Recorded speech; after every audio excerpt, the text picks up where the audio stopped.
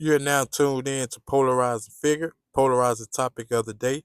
Bernie Mac, aka the Kings of Comedy, daughter sits down on podcast and discuss a lot of touchy topics on her life. Also, like, comment, subscribe to the channel. I ain't gonna say no more, but it's dealing with a lot of good touchy situations. Let's get to it. Through it. But I remember this one moment where I just broke down, and one of his friends, like, she came up behind me and wrapped me up real tight and said real sternly in my ear, "Stop crying. You know your dad wouldn't even want you crying like that." And it hit me then. I'm like, well, damn, he's dead. So I couldn't cry if I got hurt, physically. I couldn't cry for this. He's now dead. This is the most painful thing I've ever experienced. And I can't even cry now? Like, what is this? And then even after his service, it was like, I'm sure you understand, so many people have been through it. There's the initial impact of someone's death. Everybody rallies around, "Oh my God, I'm so sorry." Oh, they're bringing you food, you have the build up to the service. Then you have like the repast or whatever you want to call it. And then once it's over, everybody scatters. Yeah.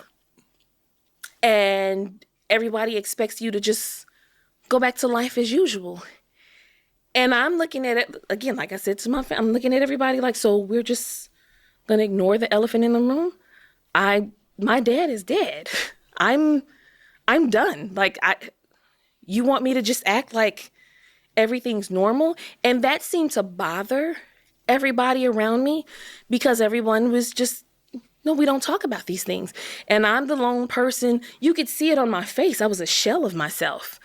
And it was one of those things that because it made everyone else uncomfortable, it was like, oh, let's get her. She's not doing well. No, let's get her out of here. Like even my mom would go around telling people, I'm doing okay. Not like Janice. Janice isn't handling this well at all, but I'm doing much better than that. How am I supposed to handle? Do you really want me walking around? Sure, he's dead, but I'm great. Right, like you're not supposed to feel anything. Yeah. So it was really rough. I dealt with that, and I'm an only child, so I don't have anyone. There was no one I could turn to. Like, when Dad was, it was just me. Yeah, that's an interesting thing too. When I learned that you were an only child, 'cause it's always another dynamic of the conversation is the relationships with your siblings, and obviously you have plenty of family outside of that, as you expressed.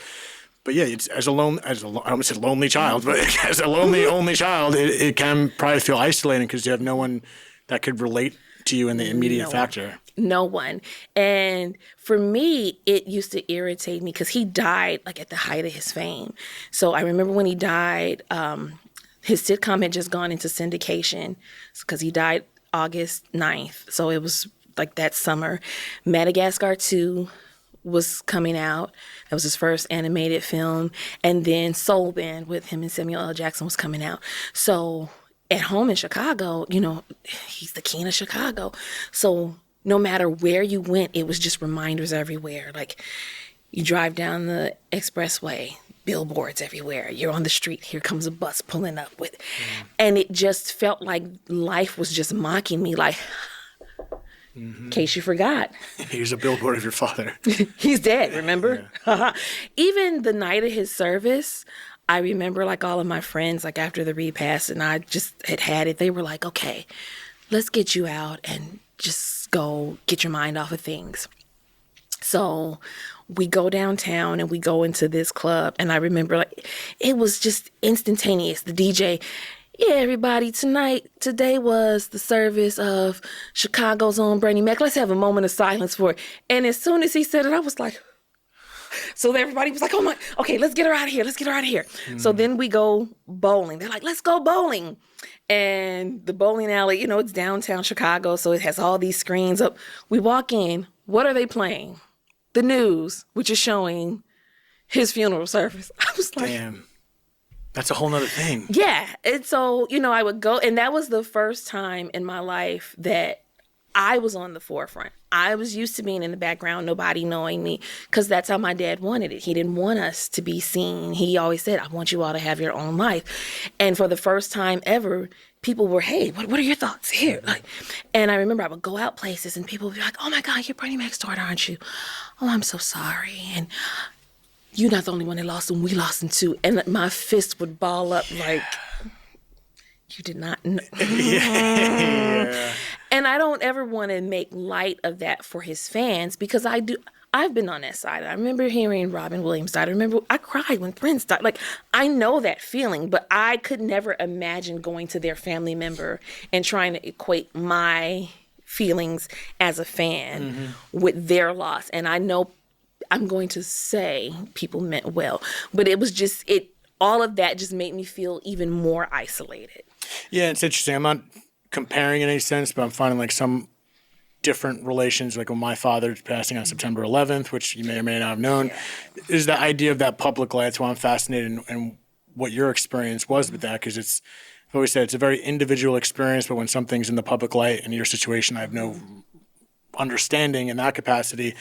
But having your father be such a famous figure, it is more in your face. There are all those reminders, especially in the immediate aftermath. And if you're saying you're having contradicting feelings of feeling isolated due to, people telling you don't grieve in some ways, and then having it right in your face at the same time, it's a contradicting paradox of an individual personal lonely experience, but then something so public. Yes. So how complicated was that? Like, was that, and especially that's in the immediate aftermath, right? Yeah.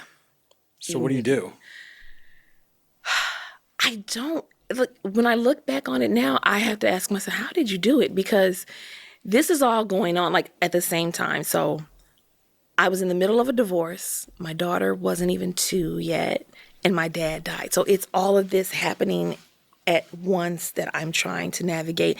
And I put an insane amount of pressure on myself to like keep his legacy going. I'm like, well, as he used to always tell me, I'm the only one he got. He ain't got no backup kids. It's just me. That's what he used to tell me. He'd go, you the only one I got. I ain't got no backup kids. Backup kids. That's hilarious. You do a hell of an impression of your father, by the way. Hearing that voice all the time. Yeah. Sure.